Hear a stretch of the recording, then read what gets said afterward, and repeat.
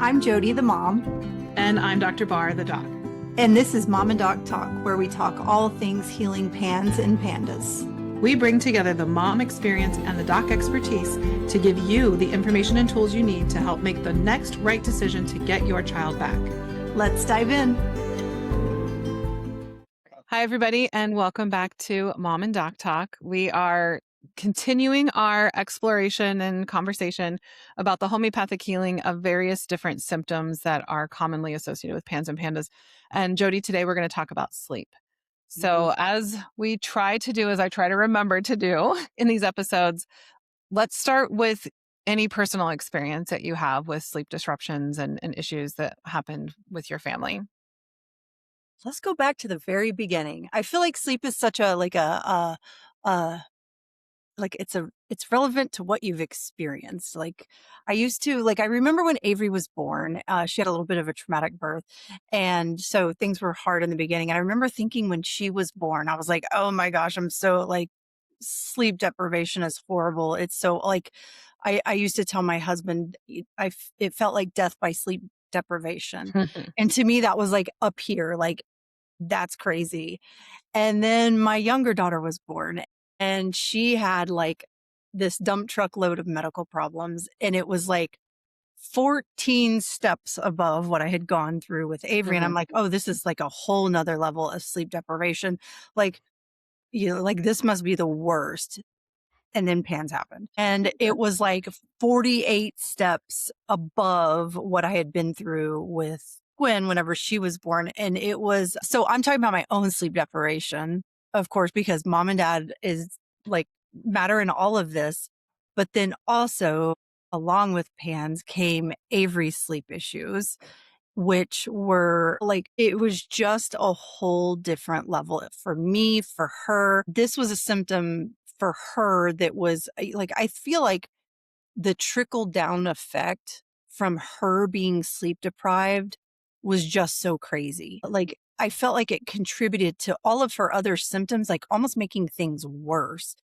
Being more irritable, being more fussy, being harder to manage, being just the general feeling of unwell and her not doing good. That I feel like her not sleeping well, went into so many areas of her life. And I think hers, started with separation anxiety, but then it became intrusive thoughts and all of it added up to she wasn't sleeping anymore. It was taking her hours to go to bed. And it wasn't because she was being a bad kid. She literally could not go to sleep. And it would take me being in the room with her in order for her to sleep every single night. So again, back to my sleep deprivation, it was just this thing that just kept piling up, and we just all got more tired and more tired and more tired. And just as much as it was impacting me, it was impacting her in everyday life.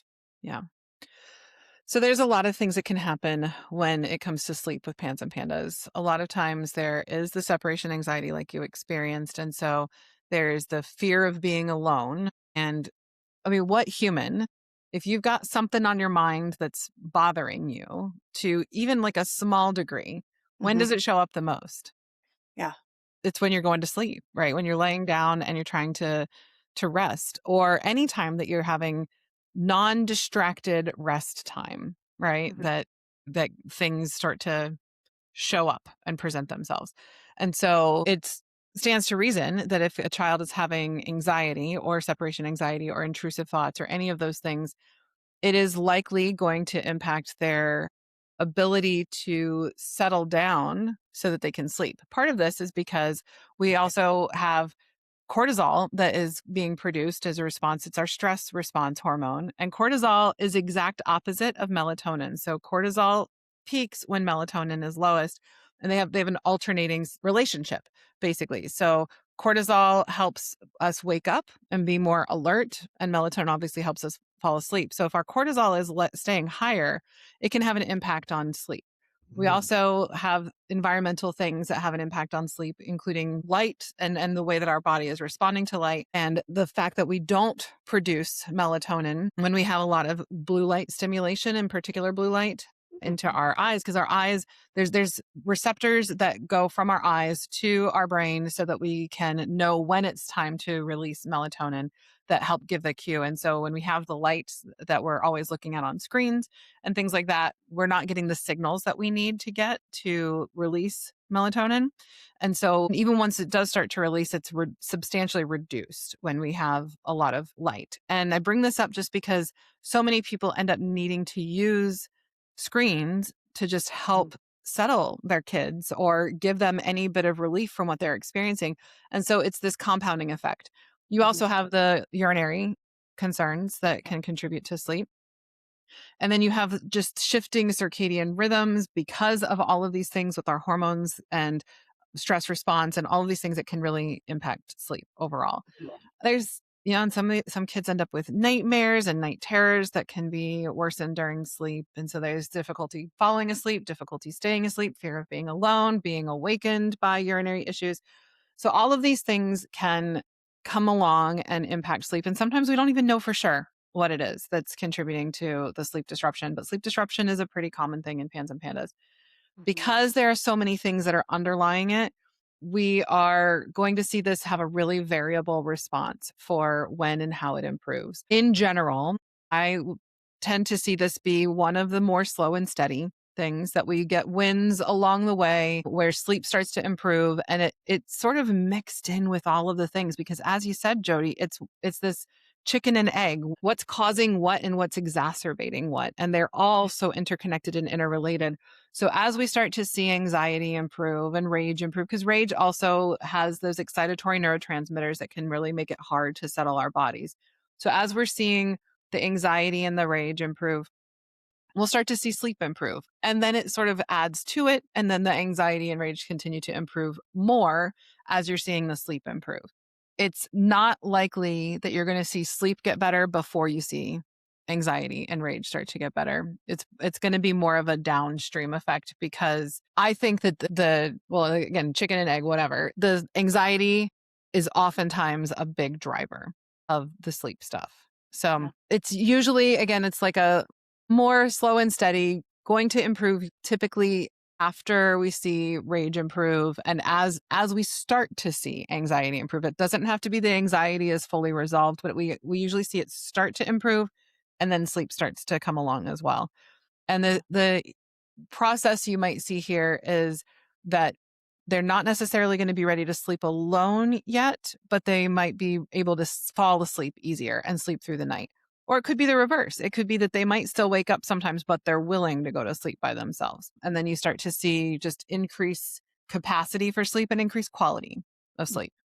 But Yeah. it does tend to be like you kind of have to usually wait out some of the other stuff first. It doesn't mean you don't focus on it. It doesn't or that you don't share, but the sleep, unless there's something really, really profound or unusual about like the length of time that you need to sleep, or if you sleep a short amount and feel better, or you're worse if you have short sleep than if you have long, like all of these different things, share the details, but it's probably not going to be the main thing that moves the needle Yeah. for progress. Even when sleep does end up improving, that it's not necessarily because of the information about sleep that Yeah. it's improving. Does that make sense? Yeah, it does. I don't remember at all, like, how sleep shifted Mhm. for Avery. Like, I don't remember when it started or what it looked like and what was improving along with it. The thing that I remember, like, so clearly was the first time I walked out of her room after only being in there for, like, an hour, and I was like, "Okay, surely, like, she's gonna freak out any minute now and go back in there." And I just remember feeling, like, stunned that it only took an hour to get her to sleep Mhm. because that was, like, half the time that I normally spent trying to get her to sleep. And then it happened again, and then sleep, I don't know, probably waxed and waned, went back and forth, and then, I remember at some point walking out of her room somewhere around 20 minutes, and I was like, "What what is going on?" It's crazy, like, she was just able to fall asleep. So I don't remember where it was or anything, but I just remember it was life-giving to me to not have to do that routine because as all pans parents know that, like, nighttime uptick in all the things, and it's just crazy making trying to get your kids to go to bed for myself and Avery both. Yeah. So as I was walking out feeling relieved for myself, I was also feeling a great deal of relief for her because she was actually getting rest, Yeah. more rest than normal.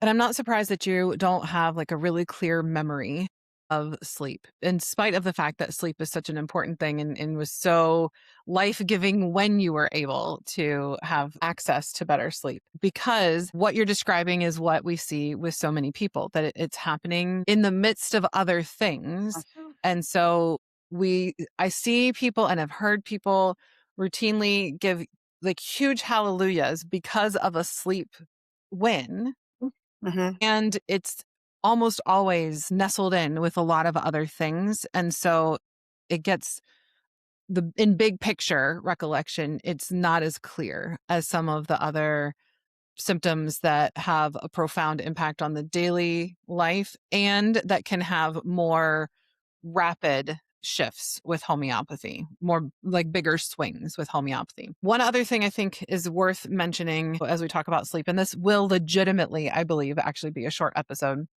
because so much of sleep depends on and is connected to the other symptoms. I guess before I move on to this other thing, I should say if the urinary stuff is driving it, the urinary things, oftentimes they take a little bit longer. So mental and behavioral symptoms tend to move faster and improving, and physical symptoms tend to be on the slower side to improve.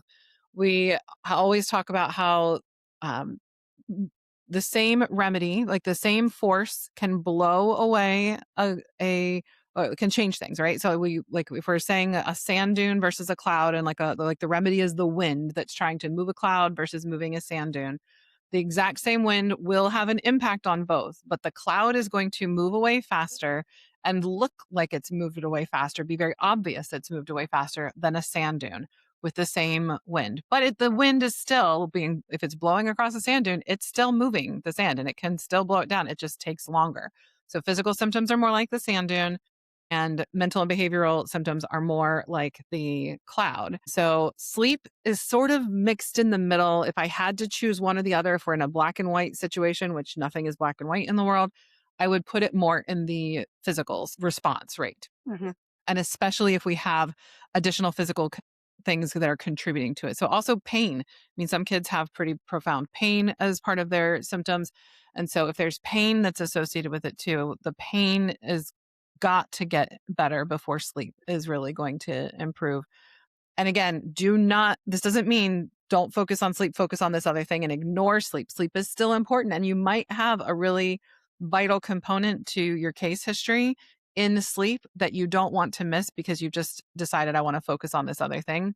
We always have to focus on the totality of symptoms. So we can't say, oh, I think sleep isn't improving because there's pain, or I can't think sleep isn't improving because there's urinary frequency, urgency, bedwetting, you name it, that um, now I want to focus on this. So it's not going to go the way you want. You can at best get palliative responses in most cases, unless you happen to purely luck into a remedy that has deeper healing while you're ignoring the totality of the case. Yeah. So the other thing I was thinking about before I interrupted my own thoughts to come back to cover that part is rituals around sleep, because we all have bedtime routines, every single one of us.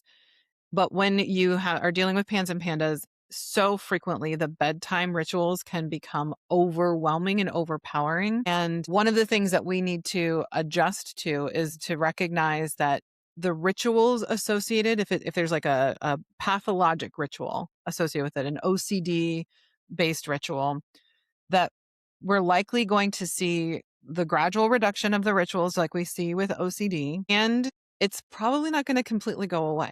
And we need to like settle down into the realm of normal. And I bring this up because I've had more than one conversation with more than one client about the ritual associated with bedtime that got so wrapped up in Pan's OCD that it became a trigger and problematic for the Mhm. parents, that had reached a point that was normal and that was honestly less of a ritual, less time consuming, less overwhelming than the ritual I have with saying goodnight to my daughter, or my ritual for getting myself into bed. And with in the absence of pans could be this like really lovely way to say, good night or to very lovely thing that you do. But that once it's been wrapped up into an OCD, it can feel really, really challenging. And so, Mhm. like we say with OCD, we're not going to see a complete elimination of any intrusive thought or any unwanted thought ever.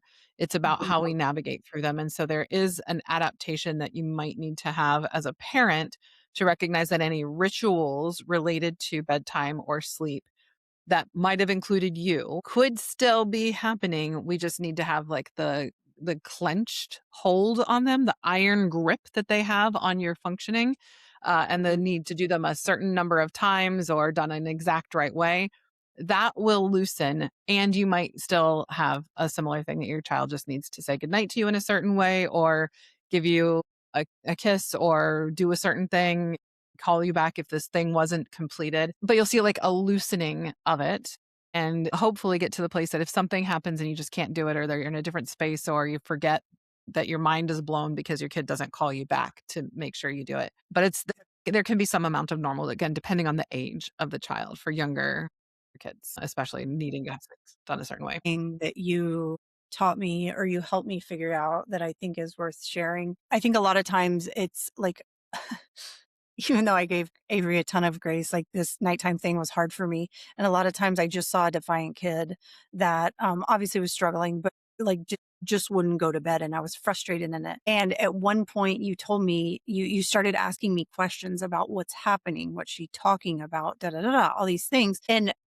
I was what I wasn't recognizing that intrusive thoughts were wrapped up in there. So like you kind of walked me through like is there something else going on? So I think like paying attention to more than just this bedtime routine that's insane. Like what's your kid talking about? What's the process? Like Mhm. talk to your provider about those type of things. And then, you just kind of helped me see that there was something else there because I did not know that Avery was having intrusive thoughts. I thought Mhm. she was just having sleep issues. And you were the one who like guided me to understanding and then held my hand until I was ready to talk to her about it and ask her what she was Yeah. feeling. So, like, pay attention to the like things that are going on in the middle of that routine. Does that make Yeah. sense?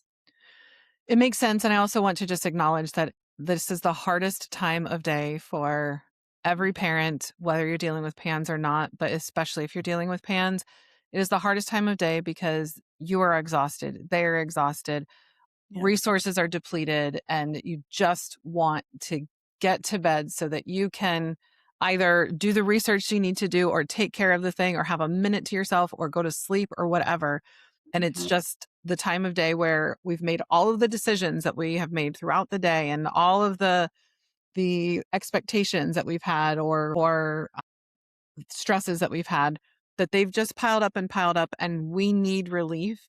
And so it can be really challenging to pause and have that opportunity or that space for curiosity and compassion because, dear Lord, just go to sleep. Like, just go to sleep. I just need this done. Why can't we just do this? Like, Yeah. um, so give yourself a bit of grace. And if you are struggling and in a situation like this where this is what you're reporting and you're not sure if you're missing something, maybe ask your provider. Are there things I should be asking? Are there things that maybe we don't know that are happening during sleep that would be helpful? I'll say to my clients frequently, I'll say, if I were a fly on the wall in your house, what would I see? As a way to sort of get people out of their explaining place and into the describing place. And maybe you could do the reverse and you could ask your provider, you could say, if you were in my house wanting to understand what's happening, what would you ask? Yeah. I feel like later in Avery's healing journey, you asked me that enough times that when things were going on, I used to tell myself, and I give moms this example all the time. I used to tell myself, in the middle of managing things, I'd be like, Dr. Bar goggles, Dr. Bar goggles. And I would just tell myself that over and over again. And I'm like, okay, register this to your memory because this is like, she's a fly on the wall right now. And like, put those goggles on and see the things, like, notice the things that you would want to see. I think it I helps. just imagine what the Dr. Bar goggles would look like and with the fly on the wall if it was like like fly eyes on this. Large. All right. So hang in there if you're dealing with sleep. It will get better, Yep. and it's probably going to take longer than you want because we want everything to go away overnight. Some Yeah. things can change very rapidly overnight, as we've talked about in other episodes. Sleep is probably not going to be one of those that's going to change really rapidly overnight. And you might need to utilize some tools and strategies to help support along the way. You can talk to your providers about various different non-medication and non-supplement interventions to help really support the natural circadian rhythm and things like that to help facilitate as best as you can along the way in case there's just a circadian rhythm mismatch that has been more permanently cemented through the sleep disruption patterns. So there are some things that you can do to help give some support along the way. And it's going to just take a little bit of time, and it's going to happen in the mix of other things. And you'll have small victories that you will be able to share, but it's probably going to get a little bit fuzzy like it did for Jody because it's something that happens little by little and generally is taking place along many, many other changes at the same time. So it often doesn't stand out as profoundly in the big picture. Yeah. I feel like, can I say one more thing? I feel like Mhm. parents need to be spoken to on Okay. this topic too, to kind of to swing it back around to our own sleep deprivation. Is this is another place where it's so important to do your own healing. I cannot explain how life changing homeopathy was for me, just for only for the sleep thing, and really coming out of pans. I was addicted to staying up late. I think it was an addiction for me because I was so used to either managing symptoms or doing research. Avery got better and I just kept staying up like really, really late. And I was just addicted to it. It was just, that's who I've been for the last 2 years. I'm just keep doing it. And it was starting homeopathy myself and very early on having the ability to actually fall asleep and get better quality of sleep. It's just like, it was so life changing for me to do that. So if you are able to do homeopathy and get that better quality of sleep for yourself, I highly, highly encourage it because it really is a game changer. Well, and it really helps too, because if you're staying up late to try and solve something, to research or to try and figure Mhm. things out, you're going to be less effective in what your role is in homeopathy, which is strictly observing, not figuring things out, because that's your provider's job. Your job is to observe, and we rely on you to be a good observer because we can't be a fly on the wall in your house. So we need you to be able to put those goggles on to be the fly for us. And so the more you are restored from sleep, the better things are going to go because one, you're going to be able to be present and observe. And two, you're going to have better resources to have the patience to sit with some uncomfortable things as you are observing instead of trying to get in and fix or change or navigate and like control a situation. And you're also just probably going to handle the ups and downs that come with PANS, regardless of what type of therapy you're using, better if you're sleeping. So ultimately, we're staying up to try and get to resolution better when resolution is more likely to be available and accessible to us because we've slept more. So obvious. Didn't have that figured out for a long time. And yet, and yet, yes, we're all human and we all make poor decisions about sleep on Yep. a regular basis for a lot of people. Okay, I think that's it for sleep for today. So, as always, if you guys have any questions, join us in a Facebook group and we're happy to answer them if you've got specifics so we can help educate and help you really know what to expect and have the most ease as possible as you're navigating this recovery journey from Pans and Pandas so that you can put it in the past for your kiddo and for your family. Yep. All right, take care, everybody. We hope you found this episode helpful, hopeful, and inspiring. We would love to connect with you on social media and have you as part of our amazing community. You can find us on Facebook by searching for Homeopathy for Pans and Pandas. If Facebook isn't your thing, you can also connect with us on Instagram and YouTube by searching for Resilience Naturopathic or clicking the links in our show notes.